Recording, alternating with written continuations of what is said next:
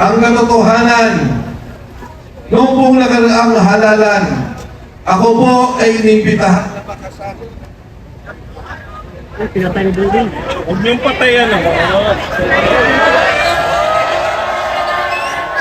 Patayan! Sobra na nga, sobra. Alam mo ba, istari mo. Ano tayo naman? Huwag kayong panatay. Patayan! Ang dami mic. Nasaan na yung mga mic? Balik! Defensor! Defensor! Crowner! Mahal mo ba ang Pilipinas? Yes! General Martales! Mahal mo ba ang Pilipinas? Yes! Kung mahal ninyo ang Pilipinas, sumama kayo, makiisa kayo sa panawagan ng taong bayan. Pakinggan ninyo ang boses ng ordinaryong Pilipino na sumisigaw na tama na, wakasan na ang korupsyon na nangyayari sa ating bansa. Ang sabi nila, pag nagsigaw daw tayo ng Marcos resign, ikukulong tayo. Ang sagot ko, tayo ba ang nagnakaw? Sino ang dapat ikulong? Ang magnanakaw. Hindi tayo nagdi-destabilize ng bansa. Ang tunay na sumisira ng bansa natin ay walang iba kung hindi ang mga politikong magnanakaw na patuloy na pinoprotektahan ng mga nakaupo sa gobyerno. Tandaan po natin, ang ating panawagan ay wakasan ang korupsyon at hindi tayo mapipigilan sumigaw ng Marcos resign! Marcos resign! Marcos resign! Marcos resign! Sapagkat mula pa noong September 15 ay yan na po ang aming panawagan. Hanggang ngayon, hindi pa kami umuwi, magdadalawang buwan na. Hindi kami uuwi hanggat walang bumababa. Hindi kami uuwi hanggat walang nakukulong na politikong magnanakaw. Dahil ang mga politikong magnanakaw na yan, wala nang ginawa kundi pahirapan ang katulad nating mga ordinaryong Pilipino. Habang ang mga kamag-anak nila wala nang ginawa kundi magpayaman na magpayaman. Kaya ang aking panawagan, sana'y tuparin ng kasundaluhan at kapulisan ang kanilang sinumpaang salaysay na protektahan ang taong bayan at i-preserve ang Constitution. Protect the Filipino people, not to protect the corrupt politicians. Huwag protektahan ang mga magnanakaw na politiko. Pero ito ang isang challenge ko sa kanila. Kung hindi ninyo kayang gampanan ang inyong sinumpaang salaysay, bumaba kayo at hayaan ninyo ang mga ordinaryong Pilipino na magpanagot sa mga magnanakaw na politiko. Sapagkat tayo, taxes natin ang kanilang kinakain, sinisweldo. Dugot pawis natin, bago pa man mapunta sa atin ang ating sweldo, ay kinakaltas na ang ating mga taxes na ninanakaw ng mga politiko. Kaya sana sa mga kataas-taasan dyan sa mga general, gamitin ang puso, huwag ang utak at kamay para kumamkam ng kaba ng bayan na nagpapahirap sa ordinaryong Pilipino. Panindigan ninyo, pakita ninyo ang tapang ninyo sa pagmamahal sa inyong bayan, huwag sa pagmamahal sa kaban ng bayan. Yun lamang po, maraming salamat at mabuhay ang bansang maisog. Maraming salamat po, Kuya Benz. Maraming salamat Thank po. you, Kuya Ben! Siya po ang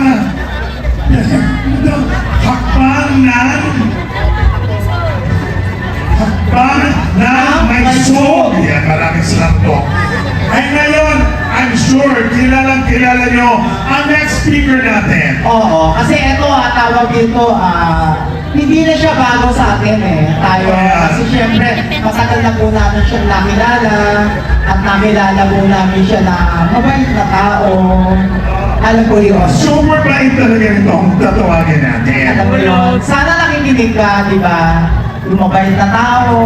Pero alam mo, habang hindi siya nakatingin dito, ulitin natin, siya ay isa sa mga pinakamabait na taong Totoo, nakilala totoo. natin. Dahil matagal na natin nakilala to, napakabait na tao nito. Hanggang mamaya nga, magkakasama tayo. Ang maganda ba niyan, siya ay mapagbigay. Kaya nga huwag natin patagarin. Ladies and gentlemen, mula sa anak kalusugan party list, ang former Congressman, Sir Mike Defensor! Ay, ang dami mong tagahanga, Mike. Kasi nga mabait niya, tapos mapagbigay pa. Napakabait tao. Hindi. Magandang hapon po sa inyong lahat. Maraming salamat, Kak sa Tarden, sa inyong pagpapakilala. Bago po ako magsalita, nais ko lang pong kilalanin ang ating kasama, anak ng ating magiting na senador. Isa rin po sa pinakamagaling na kongresista sa mababang kapulutan, Congressman Pau Marcoleta.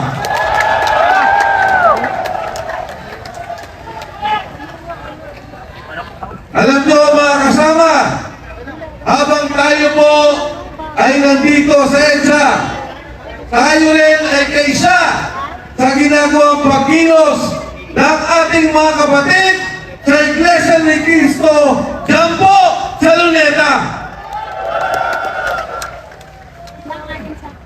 Sabi po ni Congressman Marcoleta, Mike, magsalita ka na, ikwento mo ang mga pangyayari na kinabibilangan kung bakit po tayo nandito lahat ngayong hapon. Alam niyo mga kasama, ayoko po talagang makialam sa politika. Ang katotohanan, noong pong nakaraang halalan, ako po ay inimbitahan na makasama. Huwag niyong patayan ako. Ayan. Alam ko boys, ano naman?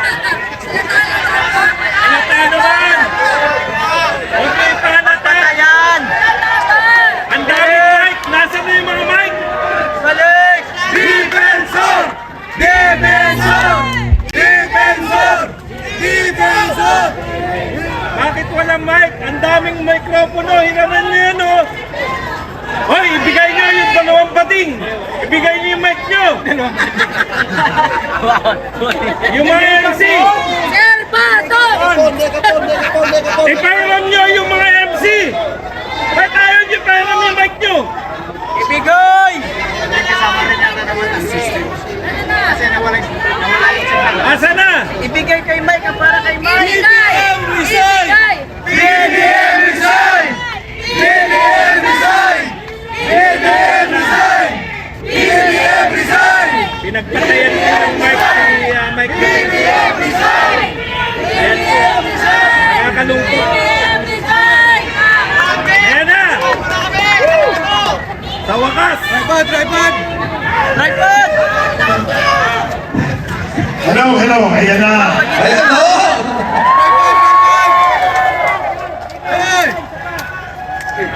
Ano palagay nyo? Sinasabotahin na po ba tayo? Mga kasama, katulad ng aking binabanggit kanina, gusto ko po sanang lumayo muna sa politika. Nung ako ay imbitahan ni Senador Marcoleta at ng sakit, nung pong nakaraang halalan, ang sabi ko kay Senador Marcoleta, Senador Kadante, kung maaari, ayoko munang sumabak sa politika. At umabot po sa punto na maraming nagiging paggugulo, debate at away sa politika, hindi po ako nakikialam. Hanggang sa lumapit si Sergeant Orly Gotesa. Yun. Gutesa! Gutesa! Gutesa!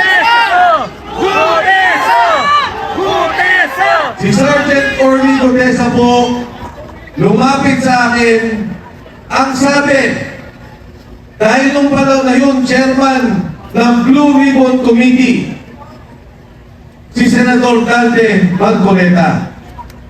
Ang sabi niya, Tom, sabi niya, ito po ang mga nangyayari.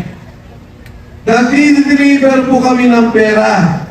Dito, sa may Valle Verde, dumarating ang bilyong-bilyong pera. Nilalagay po namin sa maleta at dinideliver namin doon po kay Speaker Martin Romualdez. Marami po siyang komento, pati yung Department of Health. Pinapakialaman ang pondo, ang mga kontrata, ang mga gamot, ang tulong sa mahihirap. Meron pang kinuwento, si Sergeant Gutesa, sabi niya, Sir, ang dami po naming pera, pinamimigay sa media. Hoy!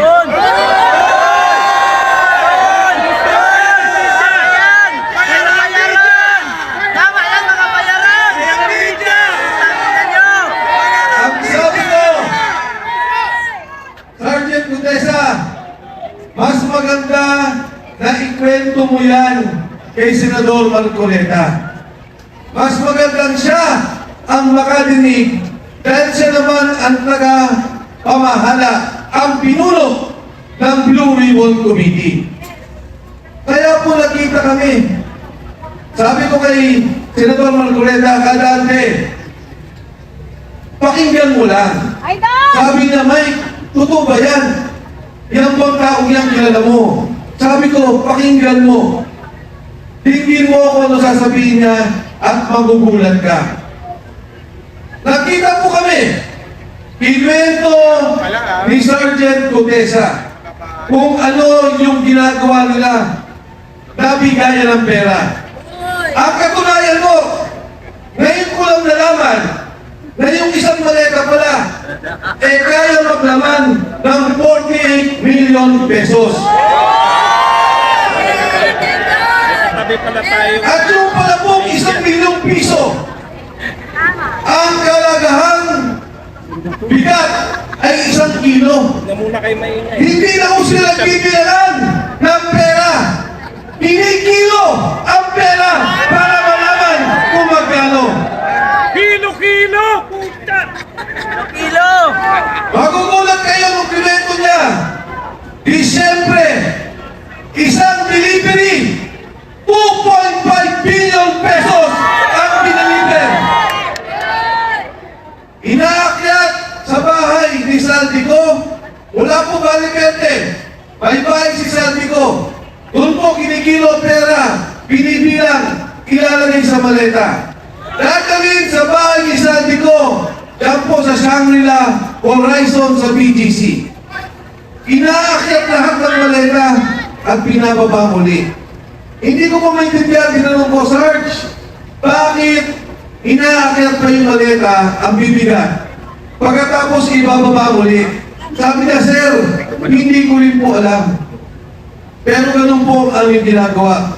Ngayon ko lang napagtuntun na yung palang mga maleta, kinukunan ng litrato para malaman ang delivery kay Speaker Martin Romualdez. Ngayon po, noong una, si Sergeant Gutesa sabi niya, hindi ko kailangan ng protective custody o protection ng Senado. Sabi niya, huwag niyo na rin po akong isama sa Witness Protection Program. Kasama siya sa mga kasama niyang Marines. Noong una, hindi po kami nakapag-usap ng direkta. May nagsasabi lang po kung ano ang kanyang mensahe. Ngayon, ang huling mensahe noong nakaraang 2 linggo, hindi na po siya pinoproteksyonan. Siya po ay kinukulong na, illegally detained ng kanyang makasama ng MC2 ng Philippine Marines. Malayay si Gutesa! Ilabas nyo! Alam niyo po, ang kinakaawa ko, naintindihan ko, si Sergeant Gutesa, Napapirma na po nila ng affidavit. Umatras na, iniba na ang kwento. Ang sabi niya, si Defensor at si Marcoleta ay babayaran daw siya sa kanyang sasabihin. Pinidyo si Sergeant Contessa, pero hindi po ako galit. Kahit na baguhin niya kwento, naiintindihan ko.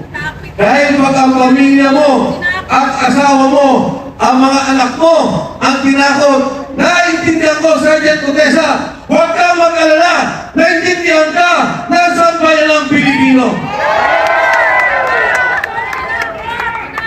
Ang aking apila sa mga nagkukulong sa kanya, pakawalan niyo naman po yung tao.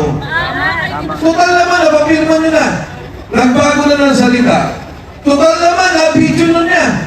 Na sinasabi na na iba na ang kanyang salita. Na hindi na siya na-deliver kay Martin Romualdez. Pakawalan niyo na po yung tao. Dahil yung tao, hindi na kinabang kahit sino sa kawalang-iyaan, sa korupsyon na nakikita natin sa gobyerno. Tama! Yung kay Sergeant Contessa, konsensya. Nalulunod yung kanyang kamag-anakan. Yung mga kasama niyang sundalo. Nalulot yung pamilya sa Bicol. Pinabaha. Nawala ng negosyo. Nawala ng pagkabuhayan. Pero ni Sinto, hindi ang kumita. Hindi ang congressman, hindi ang senador, hindi ang contractor, hindi ang DPWH. Nag-deliver lang yan ng pera at ng konsensya na nakikita niyang nakawan sa sambayan ng Pilipino. Mga kasama, kahapon lang, yung pamilya niya, inilipat na namin ang bahay dahil binabantayan din. Bakit? Dahil si Saldi ko, sinabi niya, totoo ang sinasabi ni Contessa. Ang aking pong kinagulat, ang aking pong kinamangha, dati ang sinasabi ko, imbestigahan ninyo si Saldi ko. Dati ang sinasabi ko, imbestigahan ninyo si Speaker Martin Romualdez. Ngayon ko lang narinig yung sinabi ni Saldi ko na ang pera, dinadala nila ang mali-malitang pera kay President Bongbong BBM Marcos. Ang sabi ni Pangulong Marcos, maya naman kayo. Ang sabi na, ikulong ang nagnakaw. Ang hamon ko sa kanya, President BBM Marcos, ikaw ang mastermind. Ikaw ang dapat mahiya.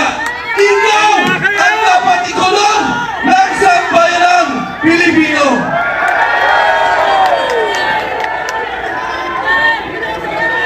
Ngayon, kasabihin nila, Kulong na yan! ang sabi po nila, Saldi ko, umuwi ka, harapin mo ang kaso. Ngayon, ang sabi nila, may kaso na si Saldi ko.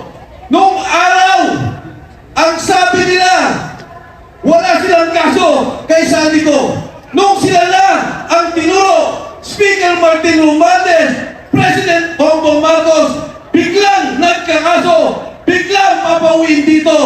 Para ano? Patahimigin? Para ano? Pabalik na rin? Para ano? Patayin at mawala na ang tunay na mastermind, ang tunay na nagbebenepisyo sa korupsyon, pondo ng sambayanang Pilipino. Yan pong pondong yan, pera nyo, binabayaran natin lahat yan. Buwis yan ng taong bayan. Tapos ganyan lang ang mangyayari. Paano ang edukasyon? Yung pilit kinunan nila yung pondo. Paano ang mga ospital? Hirap na ang mga Pilipino. Pero ngayon narinig natin, bilyon-bilyon ang nawawalang pondo. Ngayon o, yung mag-asawang Paul Estrada, ito yung assistant ni Saldi ko. Anong ginawa nila? Ibinyahe, papalabas. Yung Paul Estrada na konsensya. Yung kanyang asawa po, tumawag at sinabing gusto na nilang umuwi. Ano pong ginawa Binugbog! Pagkatapos, inilipat sa Chile. Pero may maganda po akong balita sa inyo. Yung pong mag-asawang yan, hawak na natin. Yun! Yari kayo! Si Paul Estrada po, kailangan natin protektuhan. Dahil siya mismo, sabi ni Saldico, ang nagdi-deliver kay Martin Romualdez at President Bongbong Marcos. Yes! Mga kasama, yung ating pong pagkakaisa ngayong hapon, nung una, ayoko manawagan na mag-resign si Bongbong Marcos. Ayoko pong manawagan doon sa sarabing sinasabi nila na magnanakaw at dapat ikulong si Bongbong Marcos. Pero dito sa akin nakikita, yung pagsalita ni Saldico, wala na pong kaduda-duda. Si Saldico, chairman ng Appropriations Committee ng Kongreso. Bata nila, tao nila, 3 taon. Hindi ka magiging chairman ng Appropriations Committee kung hindi ka pinili ng Pangulo. Si Speaker Martin Romualdez, pinili ng Pangulo. At yung pontong yan, sila ang gumagawa. Sila ang nag-aayos. Ngayon pong araw, tinanggal si Executive Secretary Bersami. Tatanggalin din daw ang DBM Secretary Amina Pangandaman. Yari! Ang apil ako sa kanilang dalawa, magsalita na rin kayo bago kayo kasuhan at ituro ng administrasyong to. Alam nila ang galawan ng pondo. Alam nila ang nangyayari. Maawa naman kayo sa sambayan ng Pilipino. Sa kasaysayan po natin, ngayon lamang nangyari ang ganitong korupsyon. Ngayon lamang ang nangyari ang ganitong nakawan. Ang sitwasyon po natin, ang mismong sindikato, ang administrasyon, ang Pangulo, ang nangunguna sa sindikato ng Republika ng Pilipinas. Marcos resign! Marcos resign! Marcos resign! Marcos resign! Marcos resign! Marcos resign! Marcos resign! Marcos Pitalit! Mga magnanakaw! Mga kasama, ito hong 3 araw natin, kailangan may mangyari. Itong ating pagkakaisa, kailangan marisolba ang problema ng ating bansa. Itong 3 araw na to, kailangan mabuwag ang sindikato ng respeto ng administrasyon ni Bongbong Marcos. Payag ba kayo? Naniniwala ba kayo na dapat mag-resign si BBM? Hindi ko kayo narinig! I-kulong na yan! Ikulong na yan! Ikulong na yan! Ikulong na yan! Ikulong na yan! Marcos resign! Marcos resign! Marcos resign! Marcos resign! Tayo ba ay handang kumilos para maayos ang sambayang Pilipino? Handa ba kayo tumindig sa prinsipyo na linisin ang korupsyon ng bansang Pilipinas? Sa gitna po ng ating pagkakaisa, tandaan po ninyo, kasaysayan po ito, na sa pagkakataong to, tumayo ang Pilipino, tumayo ang sambayanan para itigil ang korupsyon, itigil ang bulok na sistema at ayusin ang kinabukasan ng kabataan Pilipino. Maraming salamat po. Magandang gabi sa inyo lahat. Mabuhay si Defensor! Maraming salamat, Congressman. Mike Defensor, of course. Anak ng ng tinapay ng mga MC to, hindi kilala yung mga nagsasalita. At since nasabi ni Congressman kung anong sinabi ni Congressman Saldi ko, eto, panoorin po natin to. Hindi na naman nakakatawa. Para sa bawat Pilipino. Alam ko na buo ang galit ninyo sa akin. Noong tumahan ko rin kung bakit. Kanina pa. Lalo na at malaki ang halaga ng kaya. Pero bago kayo humusga, hayaan ninyong ipaliwanag ko ang buong katotohanan. Deliver papunta sa bahay nila Pangulong Bongbong Marcos at Speaker Martin Romualdez. Mag-insert o magpasok ng 100 billion worth of projects sa bayan. Sana po ay hindi nila ako mapatay bago ko mailabas ng lahat. After po ng approval ng budget sa General Appropriations Act of 2025, nagtanong po ako sa DPWH kung magkano ang kailangan na ibigay sa Office of the President o ang SOP na bigayan. Ang sinagot sa akin ay 25%. Ang ibig sabihin nito, 25% ng 100 billion ang SOP na kailangan ibigay ay BBM mismo. In total, 25 billion ang napunta. Ano yan? Ano yan? Ano yan? Halata, ha? Halata, halata. Halata.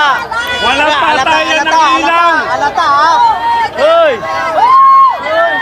Walang patayan ng ilaw. Ito. Magkano? Thank you very much kay Neneng na nagbigay ng Marcos resign! Marcos resign! Marcos resign! Marcos resign! Bangag! Halata, ha? Halata, ha? Halata, ha? Bangag! Brown out po. Halata, ha? Halata. Ay, wag magpalata masyado. Brown out po sa stage lang. Pero yung ilaw po ng ilaw po ng kalangitan, buhay na buhay. Oh. Nakikita niyo po. Ayan. Oh, yan o! Tayo. Wala pong ilaw. Brown out. Naubos ang kuryente. Bawal kayo dito. Walang pangbayad sa kuryente. Si Boss Nasi to. Tingnan niyo. Ito ang mga pinalayas. Ito yung mga pinalayas. Dito na lahat. Dito tayo, sama-sama tayo. Dito, nagsama-sama na po. Lahat po ng mga grupo ng Duterte narito na po sa EDSA ngayon. Nagsama-sama for the first time lahat po ng mga pro-Duterte. Lahat ng grupo ng pro-Duterte narito sa EDSA. Kaya, ayan. Channel mo, brother. Nandito na si Placido. Nandito na yung mga kasama natin Duterte supporter. Sama-sama Okay. na tayo mga kababayan. Nandito na sila. Nagsama-sama na po, lahat na po ng Duterte. Yung grupo po nila Ka-Eric, narito na. Yung grupo ng Maiso, narito na. Yung mga KOJC, narito. Yung mga lahat na, UPI, narito.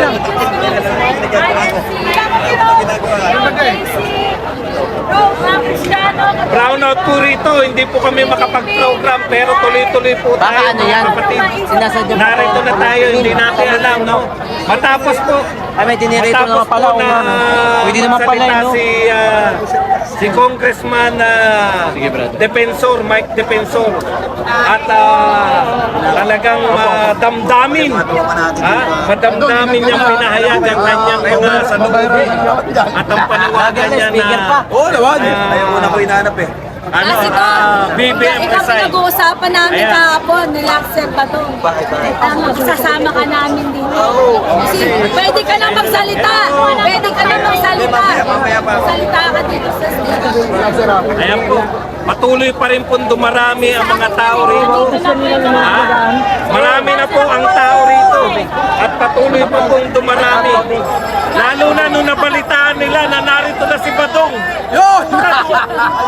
Galit na galit. Hayop ka talaga. Galit na galit si Sir Badong kanina. Ang ganda mong lalaki. Nandito na ang leader ng mga pirata. Pirata Ilaw! Badong na natilis talaga. Ilaw! nabalitaan nila, puta, nagpunta na rin.